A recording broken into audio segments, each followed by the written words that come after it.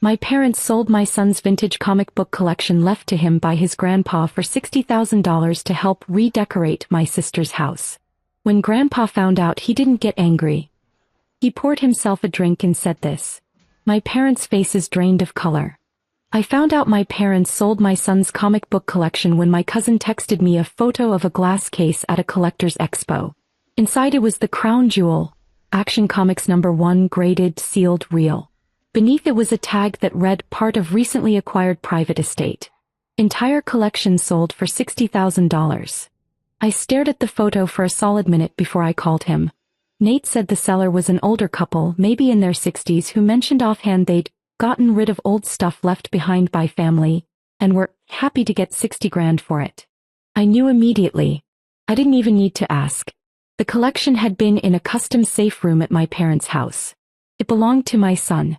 My grandfather, Frank, had started building that collection when he was a teenager. When Jack was born, Grandpa told us straight. The collection was for him one day.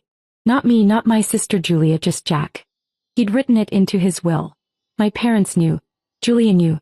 Everyone knew. But Grandpa's still alive.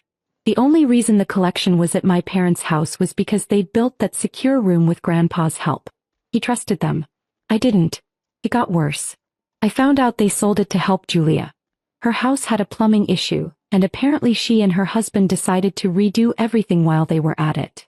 My parents offered to help. And by help, they meant liquidating my son's inheritance, $60,000 worth, without telling me or Grandpa or Jack. When I confronted them, my dad didn't even deny it. He said they figured Jack was too young to care and it was just comics. I didn't scream. I didn't argue. I walked out.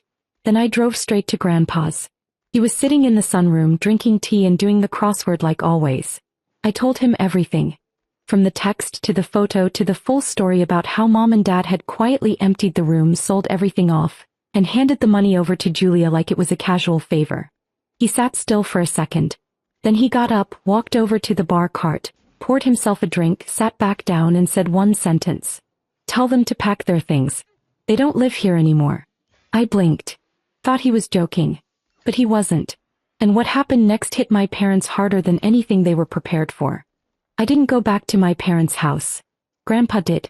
That same afternoon. He walked straight into the living room where they were sitting with Julia, probably talking backsplash colors or sofa fabric. He didn't say much. Just told them he knew about the comics and that they had until the end of the week to leave the house. At first my dad laughed. He thought it was some kind of dramatic lecture. But Grandpa didn't raise his voice, didn't make a scene. He just pointed out one thing. Something everyone always seemed to forget. The house was his. Not metaphorically. Legally. On paper. He had paid for it years ago outright and let them live in it. He stayed in the guest house, quietly minding his business, and left them the main house because, as he always said, family comes first. But now he said that generosity had been abused. They'd stolen from his great-grandson. That was a line he never thought they'd cross. My mom asked if he was serious. She kept repeating that they didn't mean harm, and were just trying to help Julia, that they thought it was fine since it was just sitting there. He didn't care. He looked at them both and said, "You've got a daughter whose house you renovated. Go live with her." Silence. And then Julia jumped in. Said that wasn't possible. She said she and her husband didn't have the space, that the house wasn't even fully finished, that they weren't planning on that kind of arrangement. Grandpa didn't blink. Just nodded. Said, "Then you'll have to figure something else out." That night they called me. Both of them. Back to back. I didn't answer either call. I let the voicemails pile up. I listened to the third one.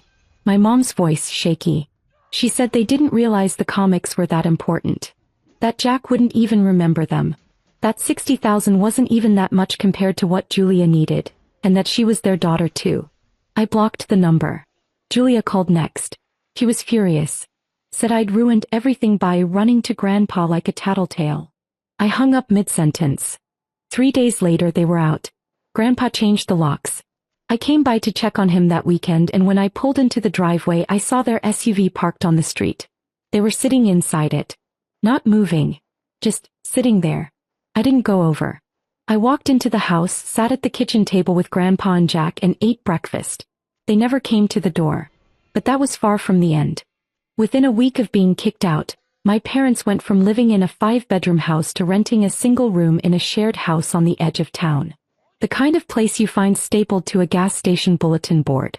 I only found out because my mom emailed me a paragraph-long apology and added their new address at the bottom, like that alone would open the door. What really stunned me wasn't that they'd moved. It was how fast it all fell apart. The house wasn't theirs. The utilities weren't in their name. Even the cars they drove, registered under Grandpa. They didn't own a thing. All that time they were living like they had it figured out, and really they were just orbiting around someone else's generosity. And when Grandpa finally cut them off, there was nothing to cushion the fall. Julia, the golden child, the one they sold the comics to support, she wanted nothing to do with them. Her husband made it clear from the start. They had their own family to think about. She didn't fight him on it. She didn't even try.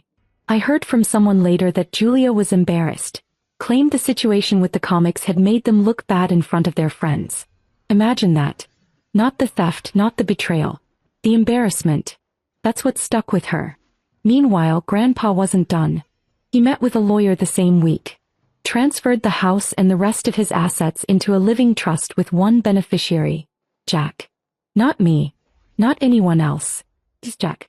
He asked me to be the trustee until Jack turned 25. I didn't say much. I just nodded. Grandpa wasn't trying to punish my parents anymore. He was protecting the only person who hadn't done anything wrong. He also rewrote his will. Removed both of his children. Left nothing to Julia. Nothing to my mom. Nothing to my dad. When the news reached them, they didn't call. They didn't yell or threaten. They went quiet. For a while. Then the letters started. They wrote to Jack. Not me. Not Grandpa. Handwritten letters in flowery cards, addressed like nothing had happened. We miss you so much. We're sorry if what we did hurt you. We were just trying to help your aunt. You're still our grandson. Jack read one of them and asked if it was true, if they really thought he didn't need the comics because he was just a kid. I told him yeah, they did. That's why they never asked. That's when Jack stopped opening the letters. He'd hand them to me or just leave them on the counter. Once he wrote a note on the back of an envelope in pencil. Tell them I don't want anything else from them. It should have ended there. But it didn't. One afternoon I got a call from Jack's school. They said his grandmother had shown up unannounced and tried to sign him out early. The secretary got suspicious when Jack told her he didn't recognize the person picking him up. My mom told the staff she just wanted to take him out for ice cream like old times. I drove there faster than I ever had. She was still in the parking lot when I arrived, sitting in her car like nothing was wrong. I didn't yell. I didn't get dramatic. I told the school to remove her from every emergency contact list and gave them the court paperwork I'd already started filing. That night I filed a no-contact order on behalf of Jack. That was the moment, I think, when they realized it was done. Not just with Grandpa. Not just with me. But with the one person they thought would eventually forgive them. And yet, even that wasn't rock bottom. Because just when it started getting quiet again, Grandpa got a call. One he hadn't received in years. Julia. She didn't call to check in.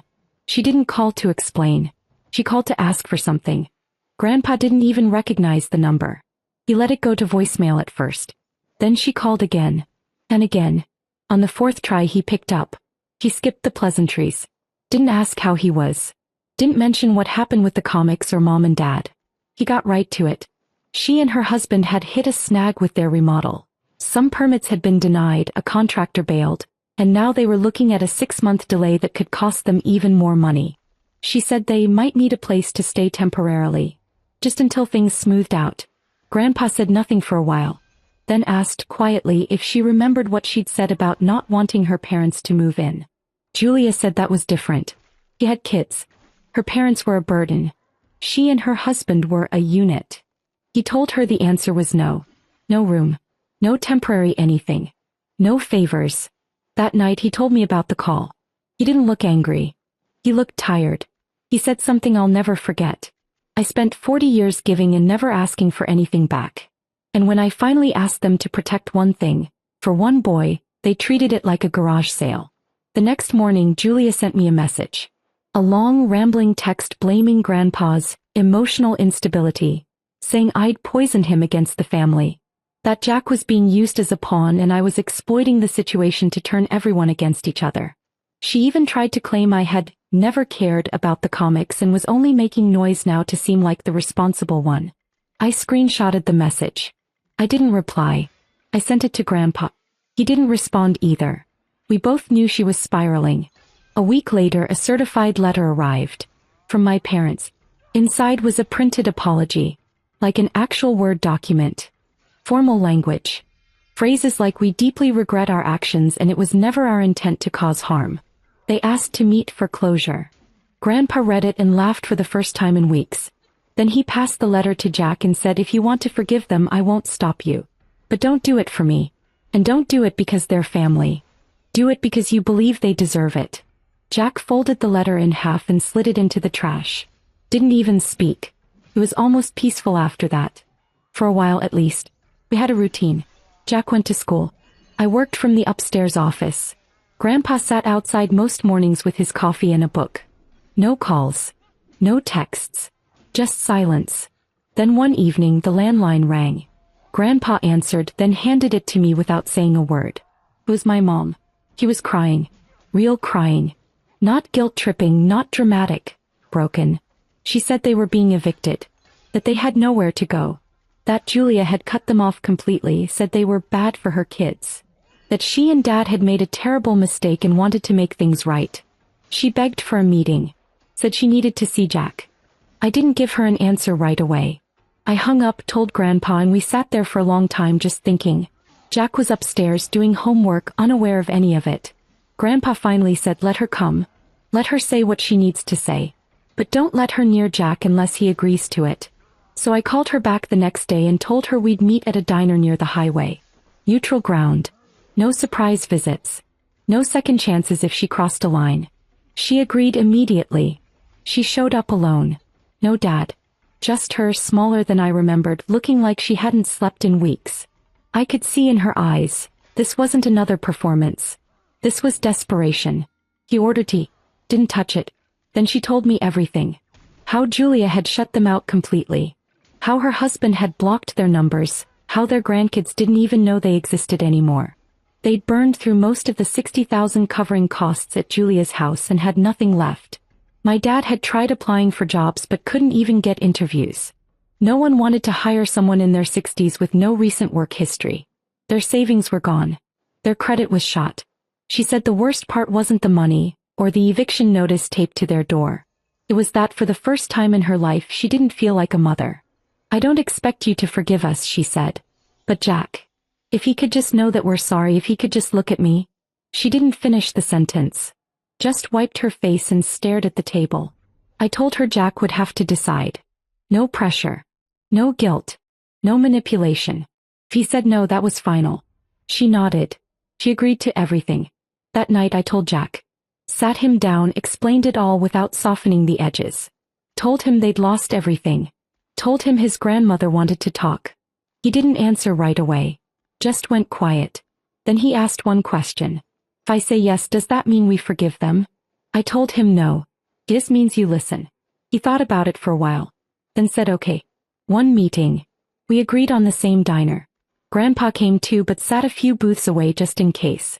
Jack walked in and didn't even hesitate, just slid into the seat across from her. She looked at him like he was a stranger. Her hands were shaking. She started to talk but stopped herself. She apologized. For everything. For taking the comics. For deciding he didn't need them. For not asking. For not treating them like they belonged to him. He listened. He didn't cry. He didn't smile. When she finished, he nodded once and said, I heard you." Then he stood up and left the booth. That was it. She stayed behind, head in her hands, crying quietly. Grandpa didn't say anything to her. Just followed Jack outside and we all drove home. She called once after that. Just once. Left a voicemail saying thank you. We haven't heard from her since. But there's one more piece to this. Because a month after that meeting, something happened that none of us saw coming. Jack made a decision of his own.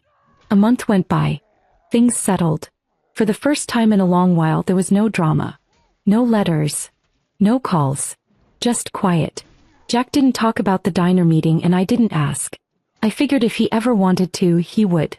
Then one evening we were in Grandpa's office going through old boxes. Jack liked hanging out in there. mostly because Grandpa let him sit in his old leather chair and dig through the non-valuable collectibles. Just silly things. Stickers from the 70s, a few beat-up comics, unopened cereal box toys. Jack pulled out a folder I didn't recognize. Inside were old photos. One of them was of Jack, maybe 4 years old, sitting on Grandpa's lap holding a copy of Amazing Fantasy number 15. His little hands were barely able to keep the comic from slipping out. You could tell from the way Grandpa was looking at him. He'd made his decision about the collection long before he ever said it out loud. Jack stared at the photo for a while. Then he looked up and said something I never expected. I want to buy them back. At first I didn't get it. He meant the comics. I told him we didn't have $60,000 lying around.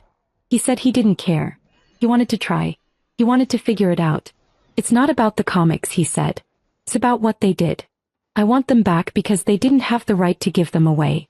We brought it to Grandpa, and for the first time since the whole thing started he looked proud. Not protective. Not angry. Just proud. Over the next few weeks, we did something I didn't think we'd ever do. We hunted down the collection. We posted on forums. We contacted vendors. Grandpa even called someone he knew from the old collector circuit. And little by little things started to turn up. The man who bought most of the collection agreed to meet. He'd already sold some of the pieces but still had the best ones. When we told him what had happened, that they'd been sold without permission by people who didn't own them, he went quiet. Then he made an offer. He'd return what he had for $10,000. A fraction of what he'd paid. Not because he had to, because he wanted to make it right. Grandpa paid it without hesitation. One by one the comics came back. Not all of them. Maybe not even half. But enough. We built a new display in a locked case right in Grandpa's office. Jack labeled each comic himself. He wrote little cards explaining their history, who the character was, what made each issue special. And at the very bottom, in tiny writing on a piece of cardboard, he taped a note. Property of Jack. Given by Frank. Returned with help. Never to be taken again. We never heard from Julia again. I doubt we ever will. My parents moved out of state. I got a short email a while back, just 2 lines. We're sorry. We understand now. Thank you for protecting him when we didn't. Grandpa read it and poured himself a drink. Sat down by the window. Didn't say a word. We never talked about it again. Some things when they break stay broken. But sometimes the person you least expect, the one everyone treated like a kid, picks up the pieces and builds something stronger. Something that doesn't get taken without a fight. Jack still reads comics, but he doesn't touch the ones in the case. He says they're not for reading. They're for remembering.